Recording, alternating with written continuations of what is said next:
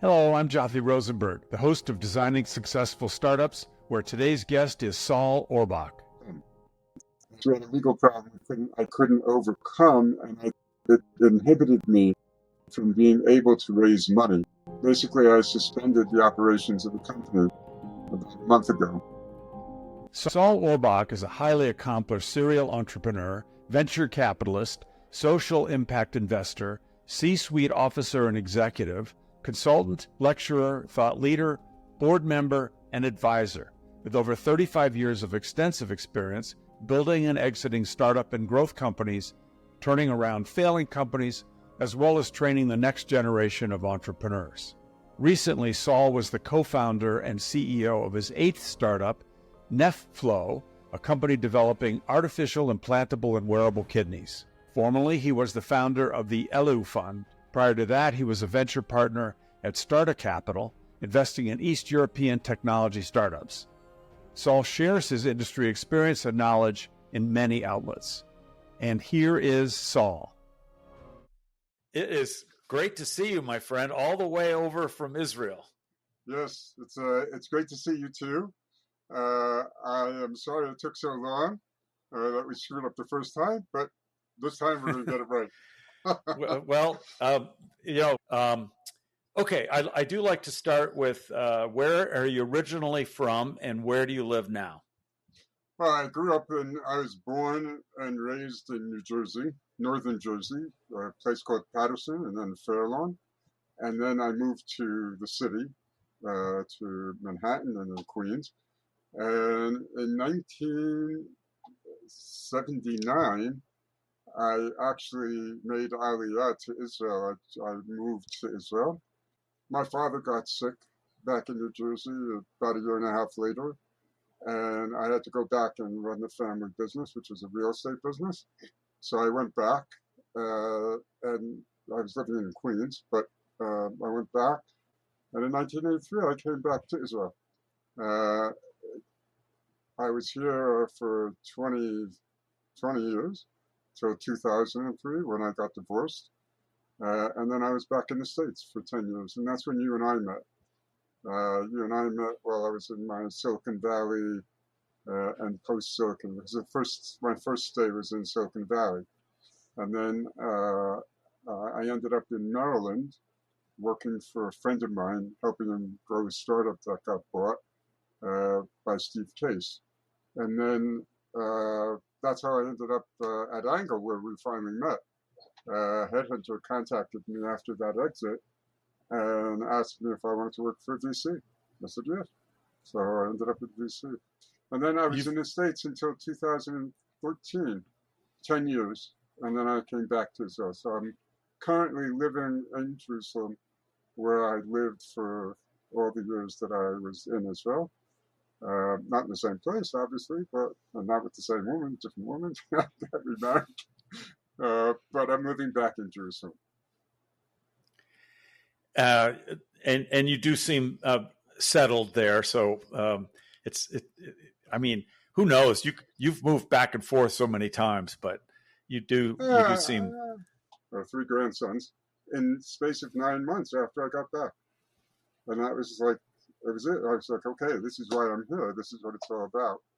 Yeah. So I was thinking to myself, I could use a break from the family. So I said, sure, I'd be happy to.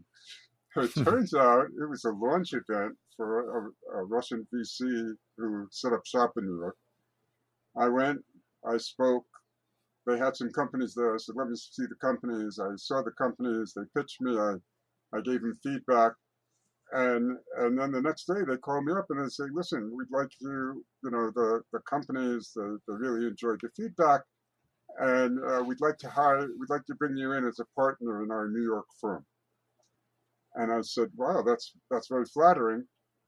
But I live in Israel. I just moved back to Israel a year ago, and I'm not moving to New York. I said, well, you can commute.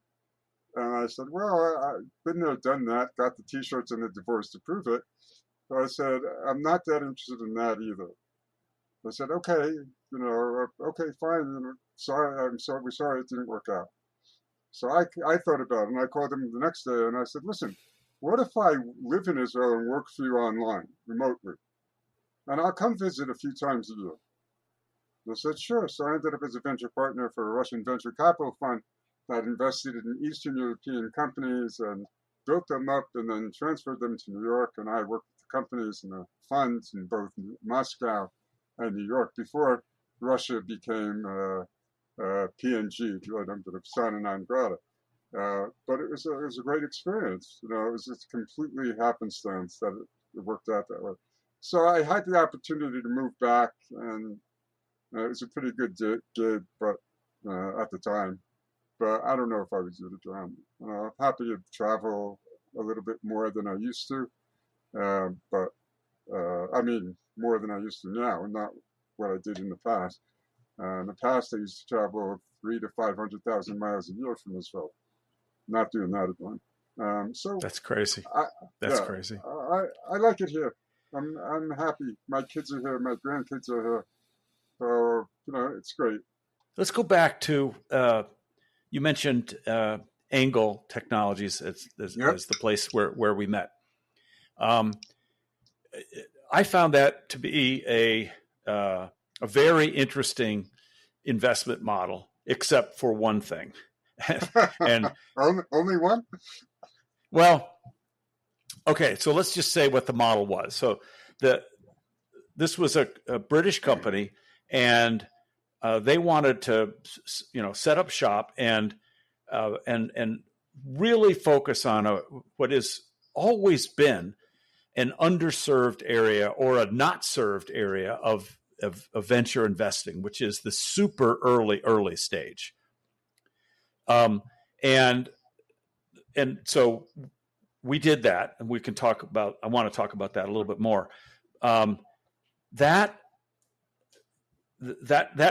problem I was referring to is that because we invested, or the Angle invested off the balance sheet, if anything happens to the stock, or the stock market, of course, then suddenly you don't have a fund.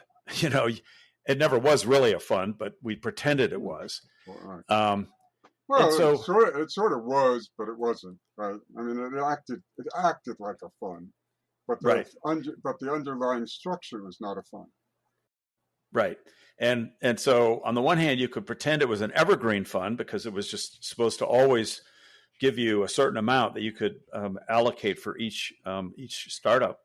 But it wasn't it wasn't resilient. And so besides that, what did you think of the model? I thought it was really interesting. So like you said, it was super early. What you didn't say was that it really focused on identifying early stage technologies in universities, labs, corporate labs, things like that, and then investing in tech transfer opportunities, right? So the one thing that is required that there had to be a prototype, a working prototype, so they could eliminate or reduce in the R&D risks, so can reduce the R risk, right? That's the way Rob always said it. So we always wanted to reduce the R risk, but we weren't afraid of the D risk, the development risk. So we looked for really interesting opportunities that had interesting commercial opportunities that had big market opportunities, but you caught early enough so that your equity stake would be really big if it hit, right? So on a certain level, that was great. The problem, I saw the problem a little differently. The structure didn't bother me so much, right? As long as the money was there. The problem was that it wasn't always easy to deal with the TTOs, the tech transfer officers, or the entrepreneurs that we invested in afterwards, right? Or I shouldn't say the entrepreneurs, the researchers that we invested in afterwards. So the company that I worked for, that I found that grew images, which we worked on together. So we licensed technology from NYU and from USC, right? And we almost licensed technology from Mitsubishi in Boston, right? So we were the poster child for, tech transfer that year because of all the licensing deals that we did, right? But the truth was this: we, I had in the same batch of technology that we saw at NYU, for example, the deal that I really wanted to do, we didn't get. That ended up getting sold for $330 million 2 years later. It was the same researcher, one of the same researchers, but we couldn't reach an agreement with them because they just weren't interested in the kind of deal that we could offer. So when I looked at it, the weakness in the model, the idea was just the idea of this, conceptually was pretty good. Right? The weakness was tech transfer officers aren't always easy to deal with. The deals that you get aren't always the best deals, right? You have to really, it's not the same as negotiating with an entrepreneur over straight equity deals, right? There's a lot of other baggage that goes with it. And sometimes the researchers also can, create hurdles, let's say it that way, in terms of how things play out. So I recently had the displeasure of working with a deal. I shouldn't even say working, dealing with a TTO office here in Israel, and I've had experience working with different ones here. Some of them are really good. They're really nice. They're very helpful. They understand. Like if you can make a win-win deal, they win, right? That's why it's win-win. But some people are really not interested in that. It's win-lose, and the one that loses is you, with me, right? So I've had and I have experience with these folks from then. So dealing with them now, it's really interesting how they haven't really gotten enlightened enough yet. They haven't quite all figured it out. Some of them really have. They've really, like I said, they've made a lot of progress. But I always thought that was the weakness in the model. That aspect of it. I had so for the period of time that I was there,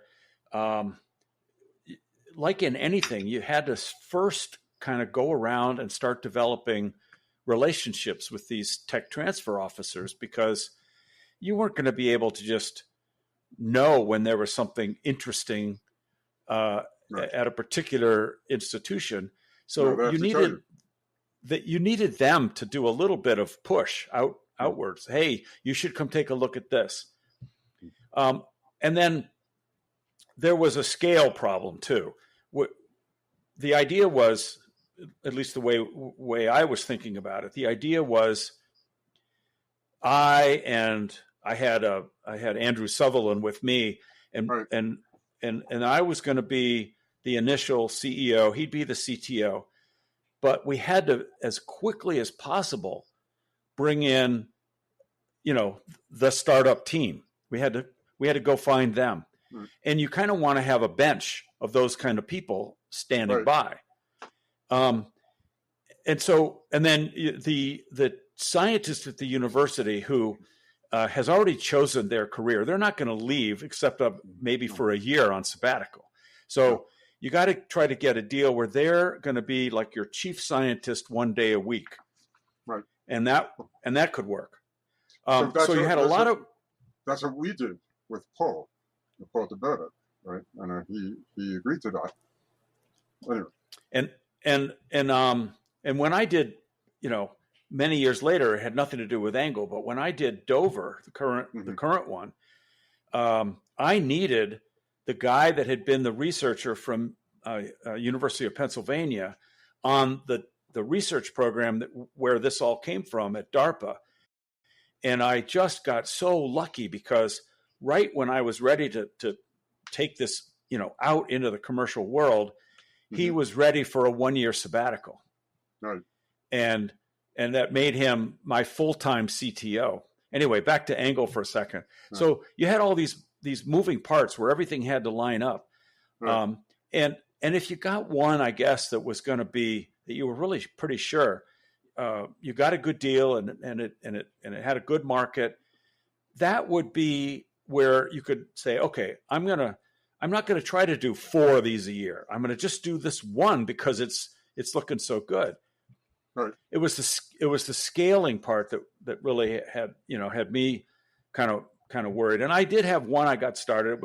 It was called Mogility, and then I ran into a really interesting problem. So the CEO was going to be an old friend of mine. I mean, he was an old friend of mine. If he was going to be the CEO, then I had to introduce him to some investors, because the other part of our model was that we were going to do the initial investment, but not only did we have to find a team, but we had to find investors that would take it on. Right. And so I was introducing him to this investor, and he was someone I'd known for a while. He was a South African guy, and we sat down and we met. And I should, at this point, just as a little side that's important for the story, mention that my friend, the potential CEO, is black. And we were sitting down, and we had a nice introductory 15 minutes. Right. And then the partner said, "Oh, I have a call. I'll be right back." And he got up and he walked away. And we're sitting there, and it was 15 minutes, and then it was 30 minutes. And my friend said to me, "Pack up your stuff. We're leaving." And I said, "What do you mean? He's going to be right back." He said, "No, he's not. I know he's not. And I know why he's not. And we're leaving." And he was right. And I was really, really, really sad about that. Wow. That is sad. I haven't heard that story. I shouldn't say I haven't heard that story, but I haven't heard that either. Like that was the reason. That Yeah. I didn't hear. I haven't heard one of those. Well, VCs are people, and there's people of all different, likes and dislikes and prejudices and whatnot. Okay, so back to this. So talk to me about. So you got a guru started, and it was magnificent technology. It was just so fun to visit, and so we'll just describe it real quickly. It was this. It was a dome. It was and it was probably about 15 feet in diameter. So there were like a large number of cameras. I think the number was like. There were 12 or 14 cameras, but we had 800 lights. 800 lights. And the lights, we were competing with the audio industry for LEDs at the time. Oh yeah. Let's describe the problem. The problem that Hollywood was having. So we were, the technology that I discovered was, I don't want to get too technical, but if you want to create an indistinguishable digital double of anything, right?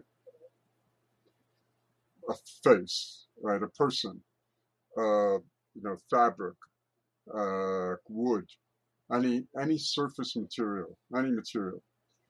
The problem is that you have to, okay, it's going to get a little technical, I apologize.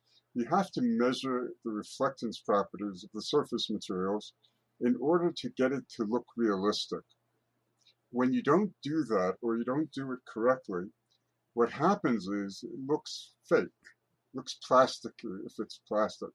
The great example was the movie Spider-Man 2, I believe, with Anthony Molina as Dr. Octopus.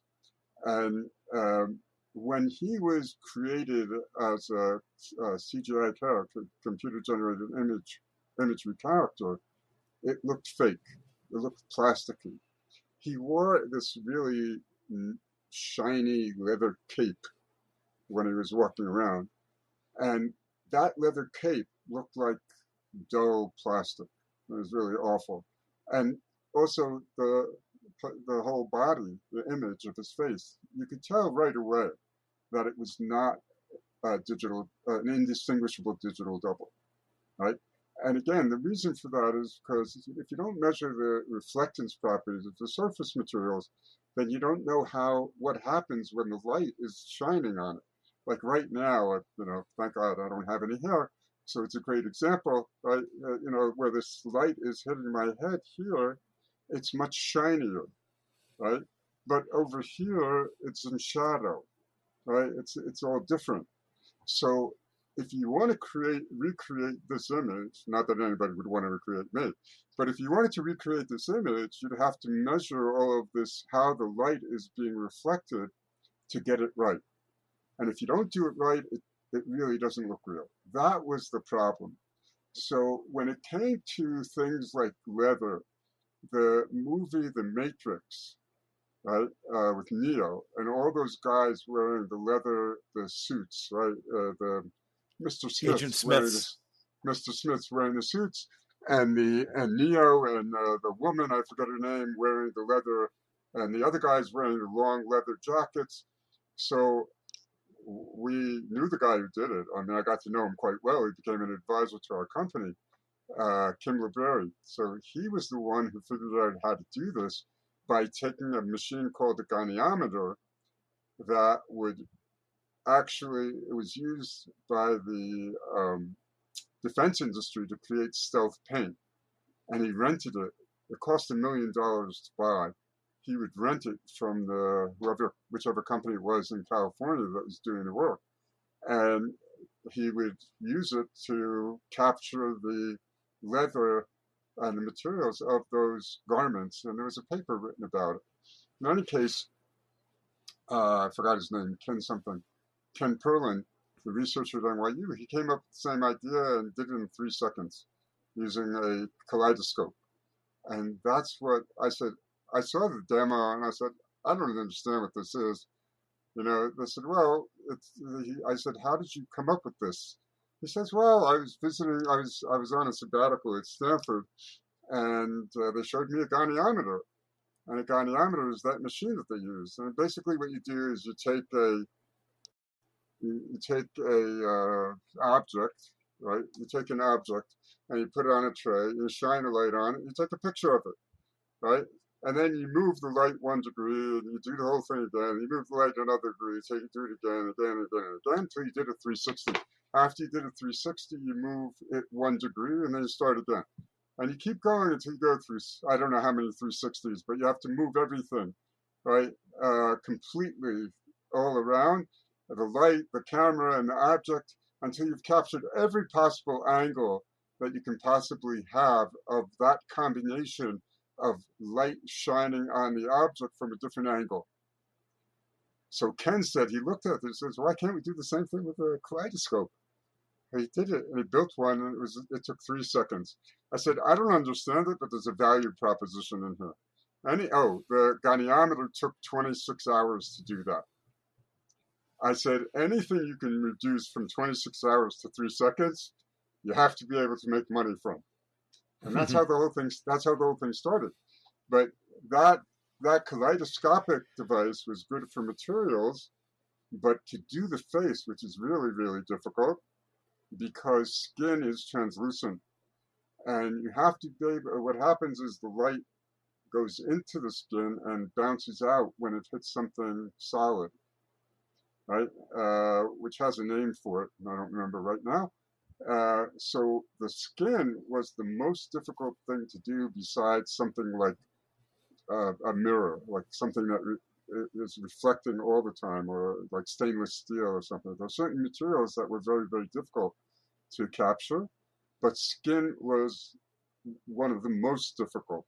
Now, in the movies, the thing that really is the face. So in the old days, when they would do stunts, they would have something called a stunt double. But you never saw the face of the stunt double except in bad Steven Seagal movies, right? Because you knew that if you would see the face, you'd know it wasn't the actor. So stunt double was always filmed either from behind, like you just see the back of the head. You never see the front, and they're wearing a wig, right? Or in was called a long shot, right? Far away, so you couldn't really make out the detail of the face. Our objective and what Hollywood wanted was to create an indistinguishable digital double. So that meant that in one scene you would have the actor, and in the very next scene, without any back shots or anything like that, you'd have a indistinguishable digital double of the actor. And that actor, that digital double, would be CGI generated. And then it also helped in all kinds of ways, because certain stunts and things you could recreate in CGI that you couldn't recreate physically, because it wasn't the right time of day, it wasn't the right time of year, the scenery was all gone, the sets were gone, whatever it was. So all of a sudden, CGI was the new wave, and our ability to create indistinguishable digital doubles became a very important component of how movies were being generated at the time. It's that was a great description. The one part we left out is that the way you basically turned the geodesic dome into the same idea as the kaleidoscope was that the actor would sit in a chair and be told, "Don't move." 2 seconds. 2 seconds. You couldn't even hold still for 2. Trust me, 2.5 seconds was what it was. And the computer is basically doing all the movement, because it's just flashing different lights at different angles and activating different cameras. And a lot of filters as well. We did regular, we did infrared, we did other kinds of filters. I don't even remember all of them, but we had about 8 different filters or 6 or 8 different filters that we used as well to capture different components of the reflective properties. That was what made the skin work for us. And then wasn't it G.I. Joe 2 that was the first movie that it was in? That was such a proud moment. Yes, very much so. But it was a case where they were going to have an actor out in space, and because G.I. Joe took place in space. I actually watched the movie. Yeah, but a lot of the stuff that they did was not in space. It was in the stunts. So in that movie, at one point, they're chasing people on the streets of Paris, if I remember correctly, and there's a train, and they're like jumping through the train and breaking all the stuff, and it was crazy. There was a ton of stunts that they used us for. And if Tom Cruise wasn't an absolute maniac with his own body, they would need it for his movies. But he does his own stunts. He's insane. He is insane. But okay, they're great movies. They are indeed. But so the thing is that how big a market did you think this was going to be? Oh, we thought it was going to be huge. There were 1,000 movies made a year in Hollywood, and the percentage of movies that was using CGI was growing from 30% to 50% to 70%. So, that's a ton of movies, and each movie, well, I shouldn't say they weren't all the same, but all the big blockbusters, like the $150 million movie budgets, all the Marvel movies today, and all the, and even a movie that they used this for, the amount of CGI that was being done was growing and growing. Commercials. There's no car commercial today that's actually made with a real car anymore. It's all CGI, right? And beyond movies, we were looking at design, architecture, clothing, materials, and everything. So it was a huge, huge market. Huge. The film industry was actually the smallest of the markets that we were looking at. Hi, the podcast you are listening to is a companion to my recent book, Tech Startup Toolkit, How to Launch Strong and Exit Big. This is the book I wish I'd had, as I was founding and running 8 startups over 35 years. It's like a memoir of my entrepreneurial journey. I tell the unvarnished truth about what went right and especially about what went wrong. It's for the founder, the CEO, and wannabe founders of tech and non-tech startups. You can get it from all the usual booksellers and also from the publisher at Manning.com. I hope you like it. It's a true labor of love. Now back to the show. Okay, but what happened to the company? Well, there's an old saying, and that is that sometimes you need more luck than brains, but timing trumps everything. So we started the company in 2007. I know what you're going to say. Yeah, in 2008 there was the mortgage debacle, right? And the financial markets collapsed. And when the financial markets collapsed, that had a broad effect. The venture capital markets suffered as well. It was very difficult to raise money as a result of that. But worse than that, Hollywood was also pulled back because the funding for the movies that they made also came from the markets, different sources. But in addition, if that wasn't bad enough, in the beginning of 2009, the Screen Actors Guild went on strike over digital rights. In other words, who was going to control, from an actor's perspective? It made a lot of sense. If I'm an actor and you're making a movie with me, and then you do something with the movie, who owns the rights to the digital actor that you've recreated? And they were saying that the actors should own it. The studios weren't agreeing to it at the time. So the Screen Actors Guild went on strike over digital rights, and then the studios stopped greenlighting movies. So we had a double whammy. First, the mortgage debacle, which decimated the capital markets, and in the venture capital markets as well. We had raised about $2.5–3 million up until then, but we needed to raise again, and there wasn't any money to be had. And then the other thing was not only couldn't we raise money, but there were very few new movies being greenlit. And so even though we had a nice pipeline of projects to do, they didn't greenlight them. Well, so what did the technology go back to NYU then? Well, we had a license deal with US. NYU, we gave it back, but it really didn't matter so much. But the more important technology was from USC, and we basically gave it back to them, and that was it. And have they done anything with it since then? Yeah, Paul DeBevick was the chief scientist. He was the inventor. He eventually left USC and went to work for Google, believe it or not. And he started doing some of the same things for Google, all that imagery, CGI stuff. I never really understood why Google was interested in it, but I'm pretty sure he was at Google doing that for them. We kept in touch over the years a little bit, but not as much as we used to. All right, well, let's flash forward to present. So now you're doing a medical startup. Tell us about that. I was doing a medical startup until this week, actually.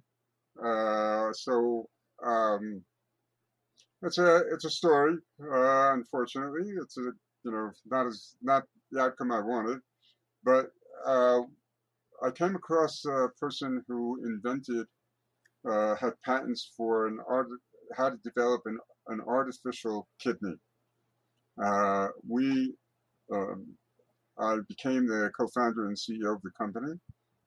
It turns out that from a strategic perspective, kidney disease is a very big problem. When you get to a point called end-stage renal failure, which means your kidneys really aren't working, the only way you're going to be able to continue to live is if you get a kidney transplant. And unfortunately, only about 20% of the people who need a transplant can get one, because there simply aren't enough donor kidneys. And the wait list is 3 to 4 years. The average last year was 47 months, I think, which meant that a lot of people were dying, literally, waiting for a transplant that never came. 80%. So the alternative to kidney transplant is dialysis. But dialysis is, for somebody in end-stage renal failure, dialysis is an interim solution meant to keep you alive until you can get your transplant, which again didn't always come. And then you have a different kind of patient problem, and that's somebody whose kidneys are failing, but they're not in what's called end-stage renal failure. So, for example, 50% kidney failure, right? It works, but you don't qualify, since the problem is that most 99.9% of all transplants are paid by insurance. So the insurance companies have a standard for what's considered, qualifying for a transplant. That's end-stage renal failure, which means your kidneys are working below 15%, more or less, right? And you can't survive without. So if you're at 50% kidney function, your kidneys aren't really working well, but you don't qualify for a transplant. Well, then you have to go on dialysis. And dialysis, as people our age for sure know, is not a fun procedure. Right? We all know people on dialysis. It's 3, 4, sometimes 5 times a week, 3-4 hours, where they remove your blood and replace it, do all the things that are needed. But it's a debilitating, painful, difficult procedure, which really takes away your life. You can't do anything else. I mean, you're spending whatever time it takes you to get there, a few hours doing it, an hour recovering, an hour at home. It's like a whole day thing. You could be doing it most days. So we came up with an artificial kidney to replace dialysis that would be wearable.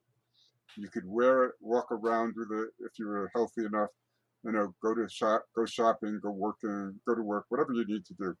So that was version number 2. So version number 1 is implantable, number 2 is wearable. And then we came up with a third version as well, called tabletop, for lack of a better name, that would be used in hospitals or doctor's offices.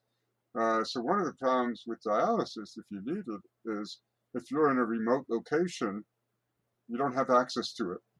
If you're in the Sahara Desert or some subtropical area where it's really hot, there might not be enough water to feed the machines, which takes a ton of water, a ton of electricity. So we came up with a tabletop version for non-ambulatory patients that could be used in a hospital, in a doctor's office, at home, to replace the need for dialysis, not the need for dialysis, but the need to go to a dialysis center. The company was going well. We developed proof of concept. We were into the the productization stage. It's early stage, and I was about to go raise money, and I discovered that we had a legal problem that I could not overcome, which I don't really want to talk about. Had nothing to do with me, but one of the other people. In any case, we had a legal problem I couldn't overcome, and it inhibited me from being able to raise money. It's unfortunate because we had the opportunity to really change the world. But like I said, sometimes, more luck than brains. I did 6 years of turnaround work at one point in my career before we met. And what I discovered was that the number one, let me take one step back. If you take a survey, if you look at the surveys of why startups fail, so the number one reason in the survey, I forgot the name of the company that did it, was no market need, 42%. And the second reason was ran out of funding, 29%. Statistically significant difference. That same survey was done 2 years later, And the number one and number two switched places. Number one was ran out of money 38%, and number two was no market need 35%, a statistically insignificant difference. So my feeling is that the number one reason that startups fail is no market need, which means people haven't done the market research in order to validate the need of the customer. Mm-hmm. When I was doing turnaround work, though, the number one cause of company failure that is not a startup is ego. People, not ego, not willing to admit you're wrong. And in my case, in this company, that was the problem. It was an ego issue. Not about wrong, but I couldn't restructure the company in a way that I needed to in order to be able to raise money. And enough said. But it was it's tragic, really tragic, because we were better than everything else out there. But it is what it is. Well, you're right about that that observation, or I guess I would better say that I agree with that observation. I've seen twice where a founder of a company is the reason the company couldn't move forward. Right. Happened twice. Yep. Do you ever hear of Derek Siever? No. So Derek Siever is, I guess, a VC of some place. He put out a thing about the value of an idea. Like, how valuable is an idea? So he said something really fascinating, which is 100%, I think is 100% true. An idea is only worth as much as the execution of that idea. So he has two different tables. One is the value of an idea, and the other is the value of execution. So for instance, he says, a really bad idea is worth -1. A really great idea with several stages in between is worth $20. -$1 and $20, right? But then he says, you have different levels of execution. So he goes, no execution, bad execution, right? Good, better, great. And I forgot the scale. I think that 20 million, I think 10 million was the top scale for for great execution, right? So he says, if you have the best idea, which we have, and you have terrible execution, that idea is worthless. It's worth $1. If you have the great idea and great execution, 20 times 10 million, 200 million, right? And if you put it as a scale between these two things, I'll send the article to you later. But it was a fascinating idea. We had a great idea and great execution, by the way, but ego got in the way. And we couldn't do what needed to be done in order to continue with the execution. That cut off. So you're right. I have one last question to ask you. Sure. As many as you want. No. This is a big one, though. Oh, it's boy. about grit. It's about grit. About what? Grit. Grit. G-R-I-T. Mm-hmm. And I always talk about grit on each episode, and because no one has ever done a startup, no one has ever been a guest on my podcast who doesn't have an amazing story of grit. And you've done startup after startup, you've done turnarounds, you've done other things unrelated, like you've been a financial planner, you've been a VC, you've been a lecturer at, you've just done all this stuff, and you've moved back and forth and spent, you've done several million miles on planes. Where did Well, other than the fact that, of course, you're from New Jersey, where I guess everybody must have grit. Uh, where, but seriously, where does your grit come from, do you think? I'll tell you, but I have to tell you something. You know what they say about people from New Jersey, right? That the light at the end of the tunnel, the reason people are so depressed in Jersey is because the light at the end of the Lincoln Tunnel, at the end of the tunnel, which is the Lincoln Tunnel, is Hoboken. Right? It's New Jersey. So, it's terrible. Anyway, couldn't wait to get out of there. The truth is that it comes from my mother, if I had to say anything. So, I think that one of the things that characterizes me as somebody is that I never give up. Like I just keep going. There is no such thing as failure, right? There's only, it didn't happen yet. It didn't work yet. We'll still be able to do it. It's yet. It's not done. So my mother was a Holocaust survivor, and she was the youngest of 11 children, married with 2 kids before the war, lost everybody, her whole entire family in World War II, and met my father after the war, married him, and they came to live in America, in New Jersey, where they had a relative.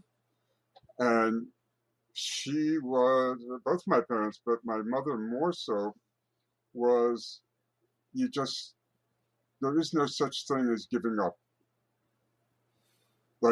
Because it would have been very easy for her to stop living. And I can tell you that in the community of friends that she had growing up, when I was growing up, I saw people who were literally a shell of them, like they weren't living. They were alive, but they weren't living, if you understand what I'm saying. I do. Right? They gave up. And my mother and my father never did. And Now, that was what they taught us. It doesn't matter. You wake up something goes bad, you wake up in the morning, it's a new day. And then you do it now, again. was she a survivor of one of those camps? Thank God, no. She was captured by the Russians and sent to Siberia. And that's how she survived, because the Russians only wanted to work you to death. The Nazis wanted to kill you. So that's how she survived. But it really came from that. Like there is no such thing as giving up. You just wake up the next day. You want to have a pity party? Okay, sleep it off, and back to work. That's it. One more question about Siberia, though. Yeah. It wasn't like there was, the U.S. Army, moved in and liberated these camps. How did she get out? How did she get out of Siberia? Well, when the war ended, they let them go. I see. They just let them go. They were prisoners of war, so let them go. But they were 3,000 miles out there. Yeah, I mean, she was young. She was in her 20s, late 20s, I guess, by then. And she said the conditions were terrible. I'm wearing like one layer. You're wearing one layer. That's all they had. But it's summer here. I'm sitting in an air-conditioned room. This was 20 below with one layer, long sleeves. That was it. So the food wasn't any good. The conditions weren't good. The work was hard. But, if you were young and you had the right determination, you could make it. How long was she there? I can't say exactly. I don't really know. I think it was for about 3 or 4 years. Wow. Till the end of the war. But they had been taken from Poland. Yeah, that's where my mother came from. She ran away. And she ran east. I said, you went the wrong way.